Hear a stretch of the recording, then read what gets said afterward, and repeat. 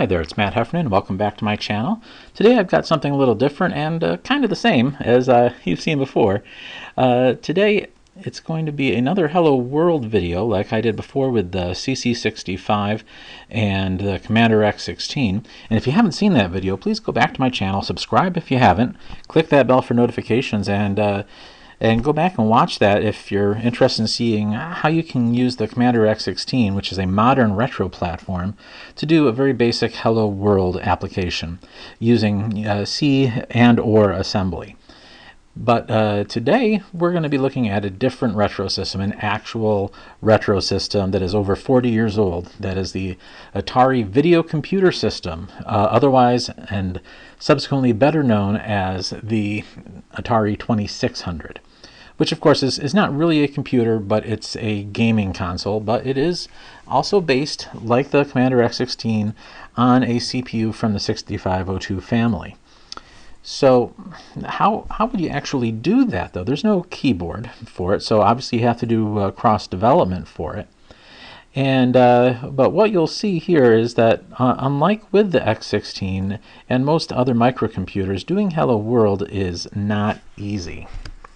So let's take a little step back through the history of the 6502 family and see how it's been used over the years and how it got to the point of doing the Atari VCS. So shortly after the chip was released to the public and had a few internal prototypes made by its manufacturers, a small startup that you might have heard of called Apple Computer decided to build their first product around the 6502, and they called it simply the Apple Computer, and now we call it the Apple I. And it was a very basic system. It had no graphics. It was all text-based, but it did have a built-in keyboard interface and a video driver so that you could connect a monitor or TV to it. But it didn't have any of those components with it. It was just the bare motherboard of the system. You had to supply a keyboard, you had to connect your own monitor to it, you even had to create a power supply for it, and you even had to create a case. As you can see here, this most famous example, this museum specimen of an Apple I, was built with a handmade wooden case with the words Apple Computer actually jigsawed into the top of it. So it was not a terribly useful computer. There was basically no software for it at all, other than what the two Steves could manage to put on there. And they were also didn't have a whole lot of real modern manufacturing methods at their disposal. So what they ended up charging was $666.66. A bit of an ominous price, and if you're not a fan of Apple, maybe you ought to read something into that. But that was $2/3 of $1,000 in the mid-70s, which would now be several $1,000s in today's dollars, and for basically a toy, something that wasn't terribly useful. And it was, like I said, they had no real way of being able to mass manufacture them. So in the end, they only made about 200 of them. But they were all sold, and the ones that survived are precious museum pieces. But that definitely kicked things off in terms of using the 6502 and showing that it was possible that you could use that as the basis of an inexpensive microcomputer. So in January of 1977, the Commodore Corporation decided to enter the personal computer business and really more or less invent that business. And they did that with their first computer model called the Commodore PET. Till then, they were just a calculator company. So they were used to some of this stuff, but now it's like, hey, these couple kids out in California are able to make a computer, so can we. So they created the PET, and it's better than in pretty much every way than the Apple I. So it has as you can see, a built-in monitor and keyboard. It's an all-in-one unit, and it had still just text mode operation, but it had that famous Petsky character set so that you could create graphics with the characters, but there was no color, and it was pretty low on memory, but it was at the very most basic level somewhat useful. And what's rather amazing is they managed to sell this for a mere $795. And as a result, it was very popular. by those days' standards, by selling 100,000 different units. And that was an enormous amount for microcomputer. Probably nobody thought they'd ever sell that many. There was still a lot of skepticism then. So later that year, Apple, after the sort of abbreviated success of the Apple I, they were able to bankroll and get the investment needed to be able to build a proper computer, which was the Apple II. And this was a huge leap forward over those previous two. It not only had the text mode and, like the Apple I, the built-in video display, but now you could hook it up to your own color TV, and you could have bitmapped color graphics and all sorts of really nice features, including expandability. It was a very capable computer, especially for the time, and but it did come at a pretty steep price. It was $1,298, and again, in 2020 dollars, that would be closer to like $4,000. But even so, they managed to get it into a lot of folks' homes and small businesses, and really the big driver were schools. The first computer I ever touched as a kid in the early 80s was an Apple II that was at my school. And that initial Apple II sold ultimately 6 million units. Nobody had ever sold 6 million of any kind of computer, so obviously the 6502 was the way to go to have an affordable computer that could be very capable and really get to the market and have a big impact.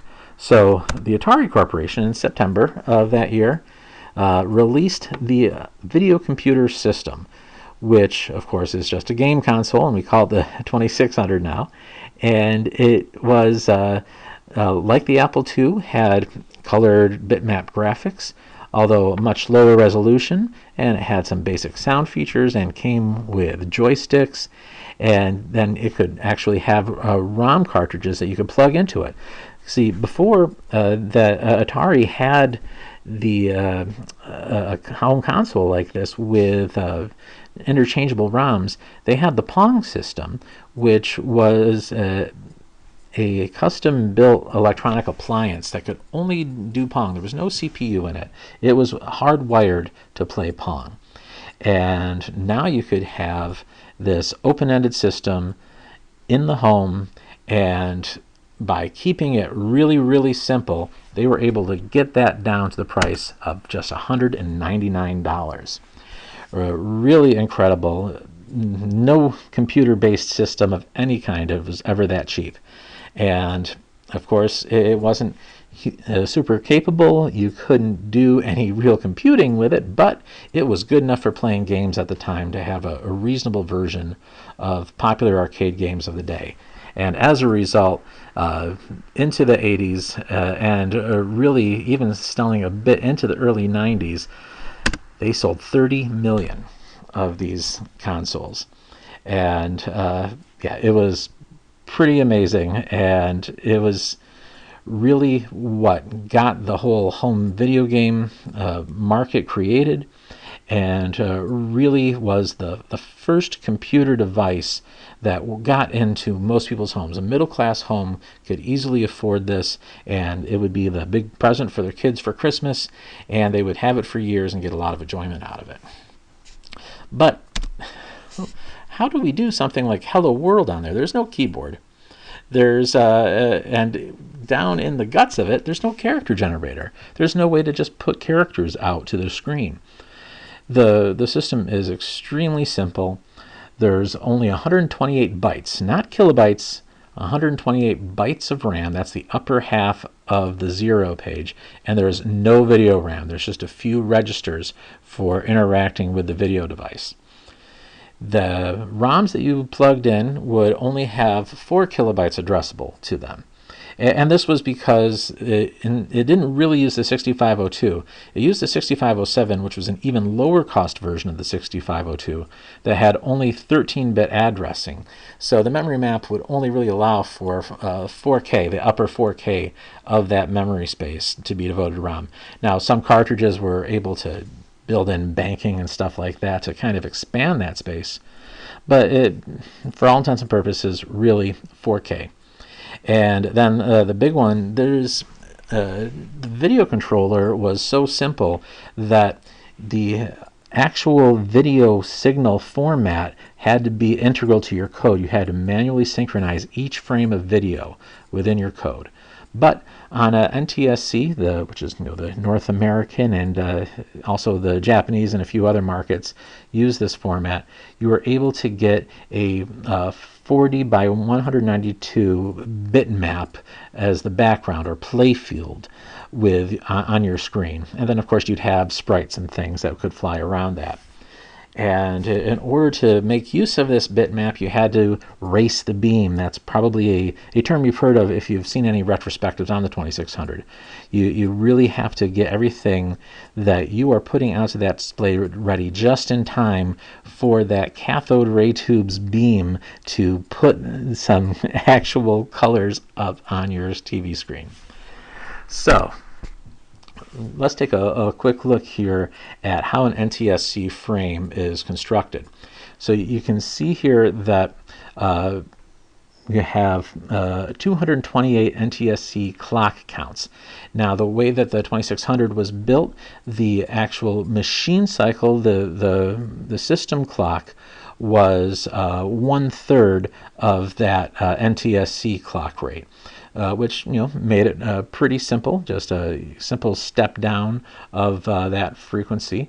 So for those 228 clock counts, that's really only what is that? That's right, 76 76 clock cycles, and the smallest instruction, like a no op or an immediate load, gets you 2 clock cycles. So there's not a lot that you can do within these frames. So what you would have is you would have to manually put out the vertical sync for those first 3 scan lines, and then during the vertical blank you could get a few things done. You had 37 lines, 37 times that 76 CPU clock cycles to get a little bit of stuff done leading up into the frame. And then before the actual beam got out to the visible part of the TV, you had this horizontal blanking timing, these 68 clock counts, or really just like 22 the cycle. So like 11 no-ops would effectively get you to the point where you'd go from having your space available to, all right, now we're really painting what's going on the TV, and then you'd have to sort of change things midstream to make them happen. You're either changing things on a line-by-line basis, or really just being extremely precise with your code and making sure that you're changing what's going out and having the time available to do it. And then after you're putting the picture out, you have this overscan period, which is another 30 lines, and then you can get some more cleanup stuff done, stuff ahead of the next cycle, and that was it. Everything had to revolve around all these very particular timings. So the actual bitmaps, like I said, is something called the playfield, and that's there's 3 registers on the television interface adapter, or TIA, that control what's in the playfield. And it's what you basically get is a 20-bit pattern that you could put in there, because the PF0 register, you're only using the upper 4 bits of it. The other 4 bits aren't used. And then you get the full 8 bits for the other 2 registers. And the way that it's laid out is extremely weird, and maybe if you understood how the TIA was wired up it would make sense, but it's very counterintuitive. So the picture actually starts out with those upper 4 bits of PF0 in reverse order, then the regular order of PF1, followed by the reverse order of PF2. And then in that standard mode, it would just repeat that pattern again, so that you would have the same thing on the left-hand side and the right-hand side. But you could change what's in these registers. So once that beam has finished putting out that pattern in PF0, you could change PF0, so by the time the beam gets to here, it's putting out a new pattern, and the same thing goes with the others. And another mode that you can do that we're not going to see in this video, but you can also have a mirror image, this reflected mode. So what you're going to get is the reverse order of all these bits going out for the pattern. And that would generally be in a case, say, like the ET game, where you want a symmetrical playfield. And then you don't have to change anything midstream. You get that nice symmetrical view just by setting it up beforehand. But we need to have each side of the screen to be fully independent, so we're going to have to race that beam. So first we got to figure out how we can get these three registers to print out something that says hello world. So I've got here this, it's a basic 40 pixel wide and 5 pixels high. But the pixels, if you do the math on that timing diagram, the actual pixels are 8 times as wide as they are tall. So what I chose to do was to have sort of an 8:6 aspect ratio for these chunky pixels. That means that each pixel, you are actually doing that row 6 times. And so it really represents 30 scan lines here to be able to do this. And so we can see here for PF0 at the beginning of the frame, before we start putting it out, we need to get this pattern in PF0, which is that H backwards. And then in PF1, we need to get the E, L, and the beginning of that other L going forwards like this. And then in PF2, we need to get the end of the W, the beginning of the W, the O, and the end of the L reversed like this, and have that in place. And then switch them up to these versions of the bitmaps, where you have the end of the W backwards, the O and the R in PF1, and then the L and the D backwards in PF2. So that each line you're going through and doing one row of these matrices that you see here. So the first value of PF0 is going to be this top row, and then it's going to change to this top row. PF1 is going to start with this top row, then change to that top row, and go down row by row by row, scan line by scan line, until we get all of these different scan lines set up the way they need to be. So let's take a look at what that actually means in the code. So over here, I call it hello.asm, just like if you look back at the X16, I call it the same one. But you'll notice here, even though I'm still using CA65, a few things are different. So the include file is this Atari 2600.inc. That comes with CA65, and it has the addresses of all those registers that you're going to be writing to interface with not just the TIA, but also the I/O devices.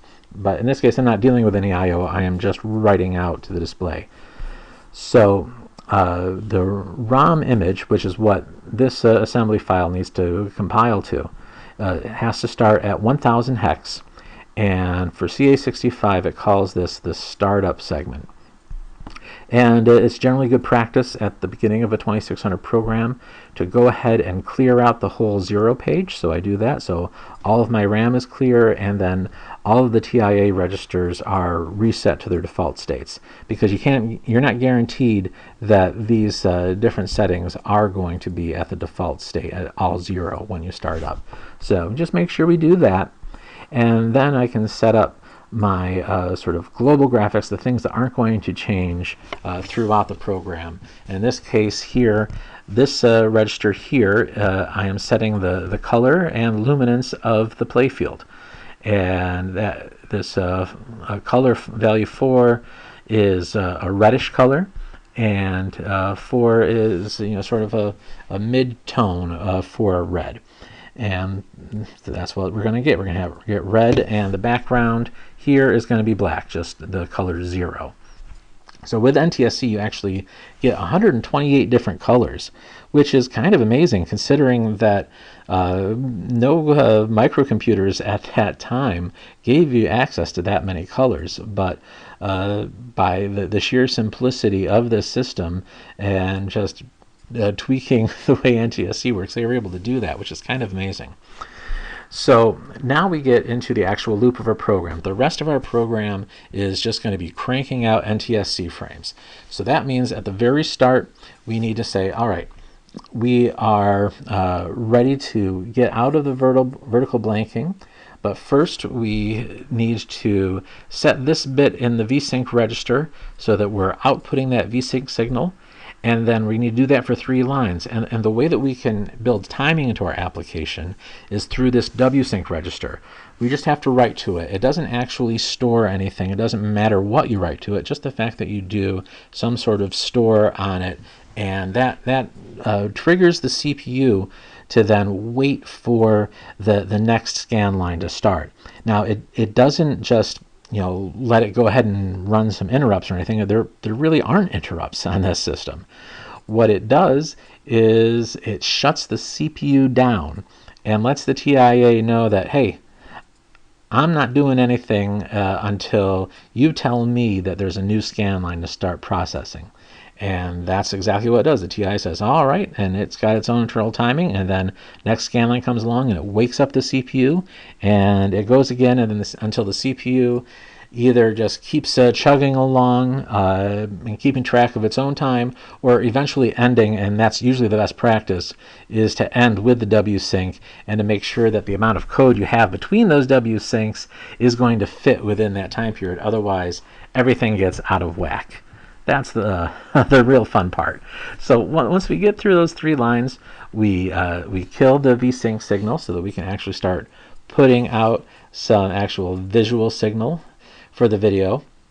But first, we still have these 37 scan lines of vertical blanks. So all I'm doing here is just hitting that WSync 37 times.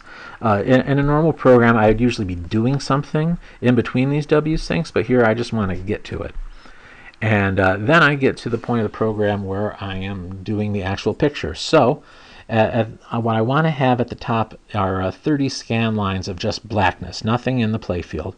So I zero out my playfield registers, and then I call WSync 30 times. And then I go and I do each of the 5 lines.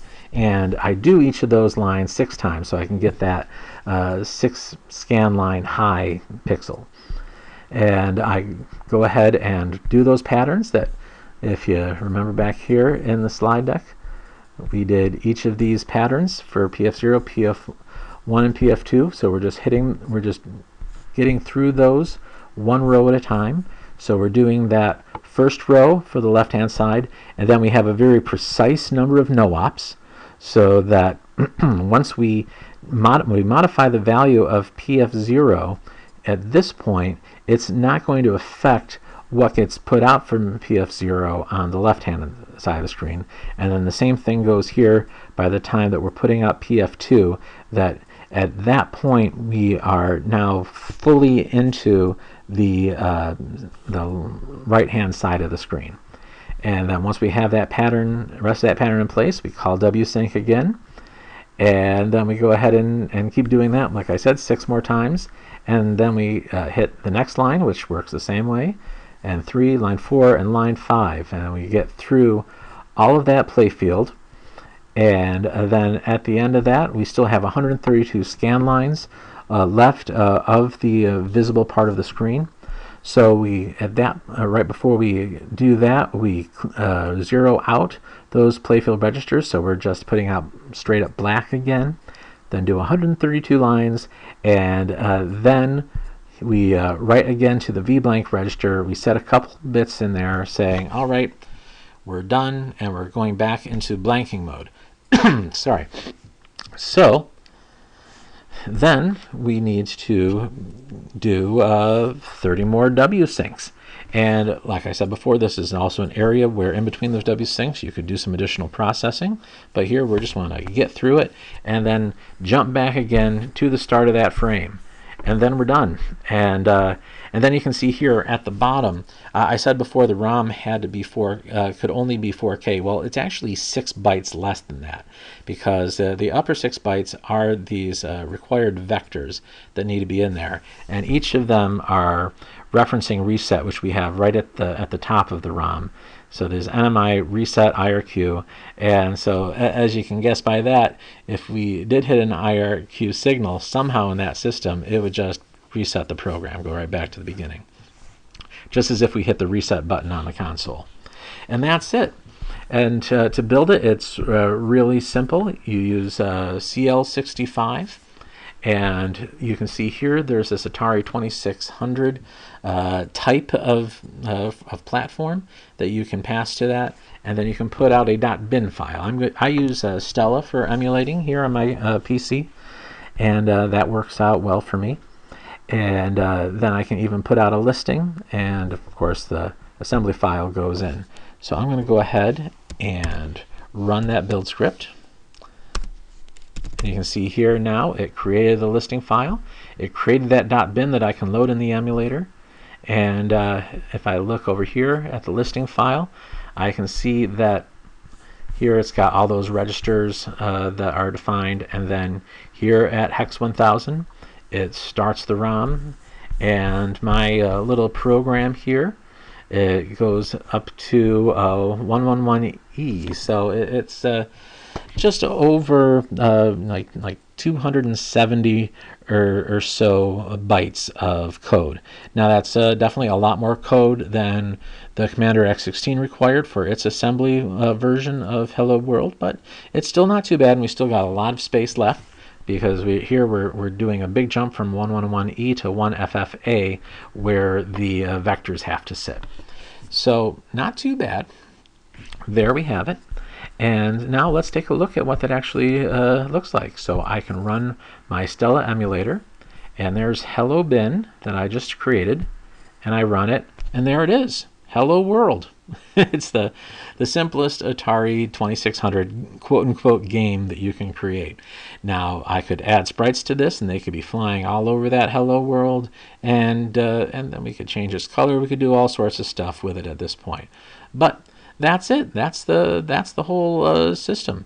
So if you're interested in this, if you like this, you can take a look. There's a lot of references out there, and you're going to definitely want to have something like this 6502 reference, so that you know exactly how long these different instructions take. So that, like here, you can see the relative cost. You don't have to worry about that so much for the X16, but oh yeah, if like initially I started using these indirect, so it could take 5 or 6 cycles if there's a page crossing, so you have to keep track of page crossings. And it's like, oh no, I'm not going to just have a table for this Hello World pattern. I've got to just have everything immediate inlined in the code and just use up the memory that way, because it doesn't matter. I'm going to use up the same amount of memory either way. So no sense in doing proper structure. Just get it out there as quick as possible, and that's how you do it. So those are all the fun sort of things that you can do. And if you look on GitHub, I'm going to have the link down below in the description to this GitHub repository.